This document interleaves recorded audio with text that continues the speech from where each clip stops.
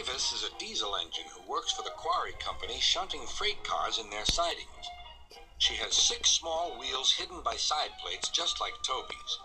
Mavis is young and full of her own ideas. She loves rearranging things too and began putting Toby's cars in different places every day. This made Toby cross. Freight cars, he grumbled, should be where you want them when you want them. Fiddlesticks, said Mavis and flounced away.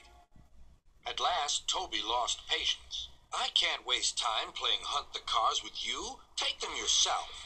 Mavis was pleased. Taking cars made her feel important. At the station, Diesel oiled up to her. Toby's an old fusspot, she complained. Diesel sensed trouble and was delighted. Toby says only steam engines can manage freight cars, continued Mavis. How absurd, squirmed Diesel. Depend upon it, Mavis. Anything steam engines can do, we diesels can do better.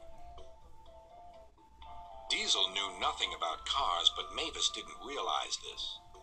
Toby's line crosses the main road behind the station and for a short way follows a farm lane. Frosty weather makes the muddy lane rock hard and very slippery. Toby stops before reaching the lane. His fireman halts the traffic at the crossing, and then he sets off again.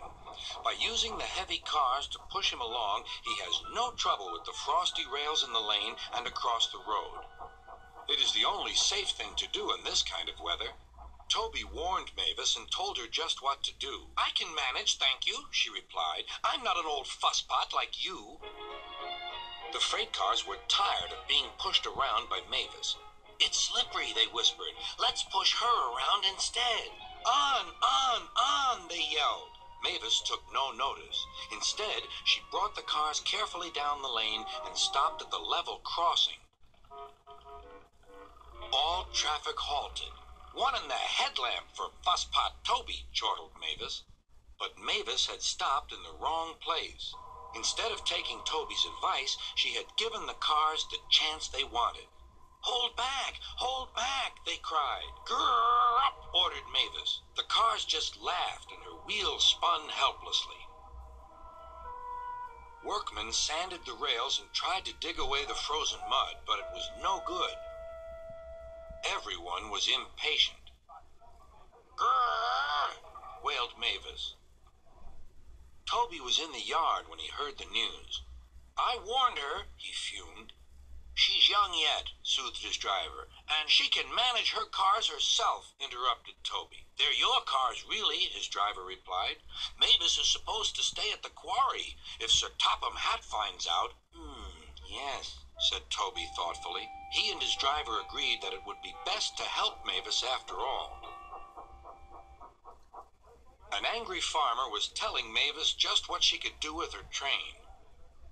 Having trouble, Mavis? Chortled Toby. I am surprised. Gosh, said Mavis.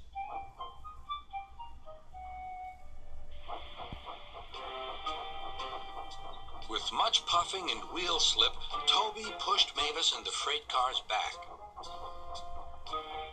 The hard work made his fire burn fiercely, and his firemen spread hot cinders to melt the frozen mud.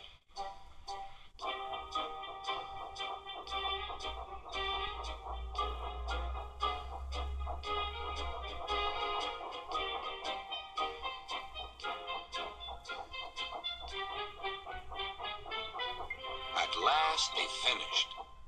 Goodbye, called Toby. You'll manage now, I expect.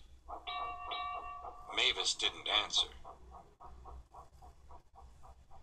She took the cars to the sheds and scuttled home to the quarry as quickly as she could.